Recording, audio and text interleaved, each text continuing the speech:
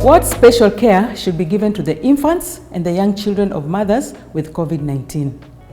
Relatively few cases have been reported of infants confirmed with COVID-19. Those that have been reported experienced mild disease. Breastfeeding protects against morbidity and death in the post-neonatal period and throughout infancy and childhood. Therefore, standard infant feeding guidelines should be followed with appropriate precautions for IPC. In light of the current evidence, WHO has concluded that mothers with suspected or confirmed COVID-19 should not be separated from their infants. Mother-infant contact and holding enhances thermoregulation and other psychological outcomes, significantly reducing mortality and morbidity and improving child and parental attachments. Overall, the recommendation to keep mothers and their children together is based on several important benefits that outweigh the potential and likely mild harms of COVID-19 transmission to the child. The WHO provides the following strong recommendations: that mothers with suspected or confirmed COVID-19 should be encouraged to initiate and continue breastfeeding. In infants, the risk of COVID-19 infection is low. The infection is typically mild or asymptomatic, and the consequences of not breastfeeding or separation of mother and child can be significant. At this point, it appears that COVID-19 in infants and children represents a much lower risk to survival and health than the other infections and conditions that breastfeeding is protective against. Early and uninterrupted skin-to-skin contact between mothers and infants should be facilitated and encouraged as soon as possible after birth, while applying all the necessary measures for IPC. If the newborn or infant is ill and requires specialist care, such as neonatal units, arrangements should be made to allow the mother free access to the unit with appropriate IPC measures.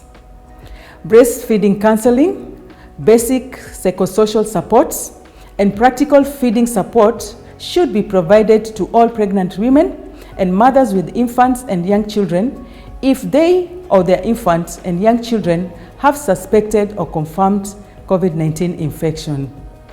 Mothers with COVID-19 should perform frequent hand hygiene and respiratory hygiene, especially before contact with her child. Breastfeeding mothers should be helped to clean her chest with soap and water if she has been coughing on it before breastfeeding. She does not need to wash her breasts prior to every breastfeed. What special care should be given to the elderly with COVID-19? Older age has been reported as a risk factor for increased mortality in those affected by COVID-19.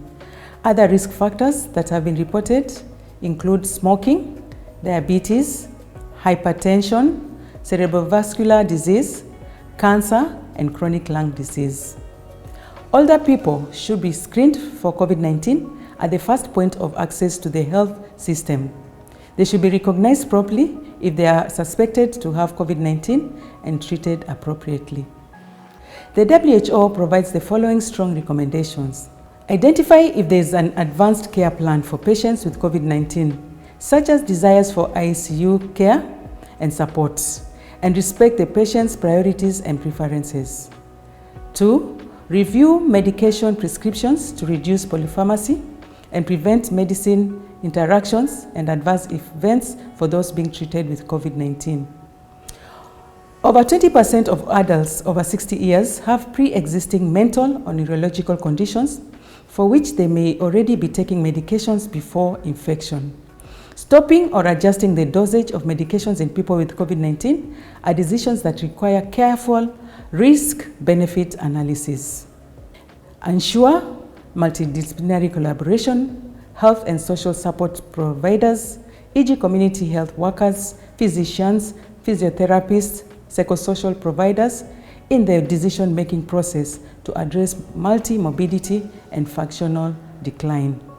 Remember the following. Physiological changes with age lead to declines in the intrinsic capacities such as malnutrition, cognitive decline, depressive symptoms, and those conditions interact at several levels.